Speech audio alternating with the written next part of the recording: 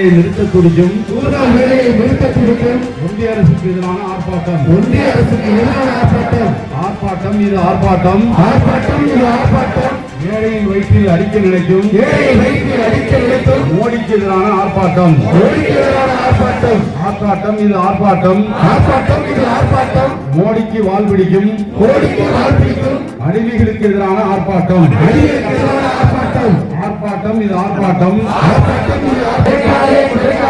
தமிழ்நாட்டின் நிதியை குறைக்காதே அடிக்காதே ஏழையின் வயிற்றில் அடிக்காதே ஒதுக்காதே விவசாய தொழிலாளர்களை ஒதுக்காதே மாற்றாதே வறுமை ஒழிப்பு திட்டத்தை நிறுத்தாதே தள்ளாதே வறுமையை மீண்டும் தள்ளாதே திணிக்காதே நிதி சுமையை சுமத்தாதே கண்டிக்கிறோம் 100 நாள் இன்றே முடக்க நினைக்கும் பாஜகவை திரும்ப பெறு புதிய சட்டத்தை திரும்ப பெறு வேலை செய்ய டெல்லியில் அனுமதியா அங்கிருந்து ஆட்சி செய்ய தமிழ்நாடு என்ன கால்வீதியா மாவட்ட செயலாளர் சுமோ செல்வராஜ் அவர்களே,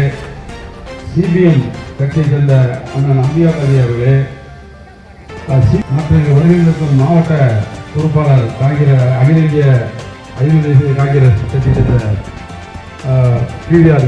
முடக்கி புதிதாக கடவுளின் பெயரால் மதத்தின் பெயரால் ஒரு திட்டத்தை செயல்படுத்துவதற்காக சொல்லி அதுவும் முழுமையான திட்டமாக இல்லாமல்